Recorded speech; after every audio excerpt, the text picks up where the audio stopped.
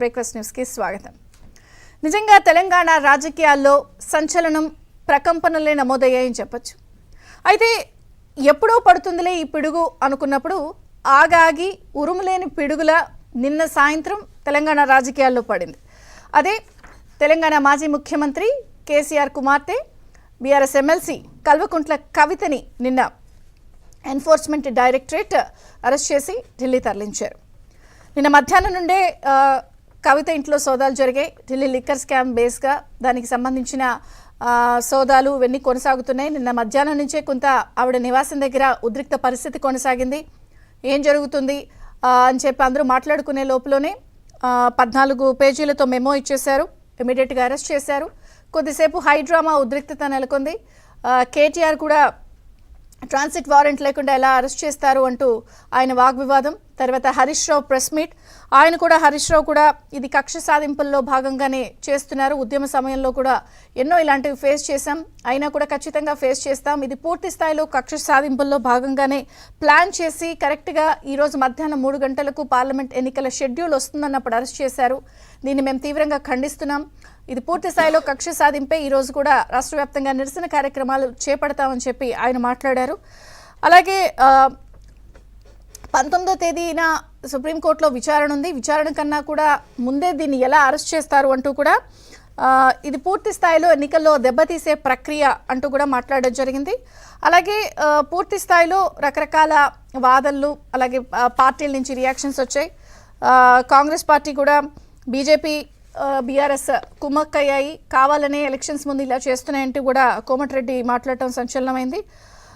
కారుతో దోస్తీ లేదు అని చాటుకోవడానికి తతంగం అంతా ఈ ప్రయత్నం అంతా చేస్తున్నారు అంటూ కూడా కొంతమంది కాంగ్రెస్ సీనియర్ నాయకులు మంత్రులు కూడా మాట్లాడారు. ఎన్నికలకు అరెస్టుకు సంబంధం లేదు అంటూ అటు బీజేపీ కూడా ఖండించింది. ఇది తమకి ఇటువంటి సంబంధం లేని అంశం. అయితే నిజంగా చాలామంది మాట్లాడుకుంటున్నారు ఈరోజు మధ్యాహ్నం కోడ్ వస్తుంది, షెడ్యూల్ వస్తుంది. షెడ్యూల్ వచ్చిన నేపథ్యంలో మరి దీంట్లో రాజకీయ కోణం ఏమైనా ఉందా, నిజంగా కక్ష సాధింప, మరి నిజంగా ఇటువంటి ఆరోపణలు చర్చ ఎందుకు వస్తుందన్నది ఒక అంశం. మరి ఈ కేసుకు సంబంధించి ఈరోజు సుప్రీంకోర్టులో పిటిషన్ దాఖలైంది, విచారణ జరుగుతుంది. మరి సామాన్యంగా ఈడీ కేసుల్లో పూర్తి స్థాయిలో ఆధారాలు అవి ఉన్నప్పుడు బెయిల్ సాధ్యమయ్యే వ్యవహారం కాదంటూ కూడా న్యాయ నిపుణులు అంటున్నారు. అయితే మొత్తంగా అసలు ఈ కేసు ఏంటి, ఎందుకు ఢిల్లీ లిక్కర్ స్కామ్ నుంచి హైదరాబాద్లో బీఆర్ఎస్కి ఉన్న లింకులకి ఎందుకు ఎక్కడ ఎలా జరిగింది అన్నప్పుడు ఒక స్మాల్ రీక్యాప్ చూసినప్పుడు అసలు 2022 జూలైలో ఈ కేసుకి సంబంధించిన మొత్తం వ్యవహారం బయటపడింది. సో 5 నెలల తర్వాత డిసెంబర్ 11న సిబిఐ కవితను విచారించడం జరిగింది. ఆ తర్వాత సిఆర్పిసి 160 కింద వాంగ్మూలం రికార్డ్ చేశారు. మొన్న తాజాగా ఫిబ్రవరి 11న దీనికి సంబంధించిన ఫిబ్రవరి 21న విచారణకు రావాలన్నారు. 26న మళ్ళీ హాజరు కోరారు మినహాయింపు కవిత సుప్రీంకోర్టులో.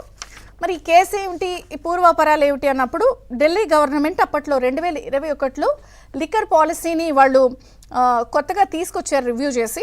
అప్పట్లో పెద్ద ఎత్తున ఈ లిక్కర్ పాలసీలో ముడుపులు చేతులు మారాయి అన్నది ప్రధానంగా ఈ కేసుకి సంబంధించిన ఆరోపణ.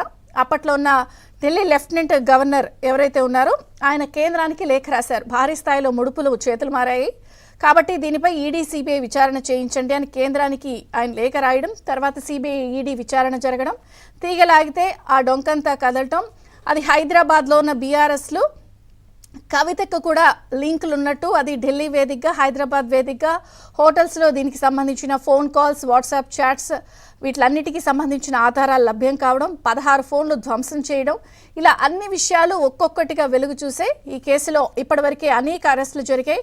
ఢిల్లీ డిప్యూటీ సీఎం సిసోడియా కూడా అరెస్ట్ అయ్యారు. అలాగే శరత్ చంద్రారెడ్డి, ఏపీ ఒంగోలు ఎంపీ మాగుంటి శ్రీనివాసరెడ్డి కుమారుడు రాఘవరెడ్డి, ఇలా వీళ్ళంతా కూడా అరెస్టులు అప్రూవర్లుగా మారడం, ఆల్టర్ బుచ్చిబాబు, శరత్ చంద్రారెడ్డి, ఇప్పుడు ఇక కవిత అరెస్ట్ అయిన నేపథ్యంలో మరొకసారి ఇది పూర్తి స్థాయిలో చర్చనీయాంశమైంది. మరి పార్లమెంట్ ఎలక్షన్స్కి ముందు దీన్ని రాజకీయ కోణంలో చూడాలా, నిజంగా మరి అటు 3 ప్రధాన పార్టీలు చేస్తున్నటువంటి ఆరోపణల్లో నిజమెంత, నెక్స్ట్ ఏం జరగబోతోంది అన్ని చర్చిద్దాం. చిన్న విరామం తర్వాత ఈ అంశంపై చర్చ ప్రారంభమవుతుంది. చూస్తూనే ఉండండి ఏబిఎన్.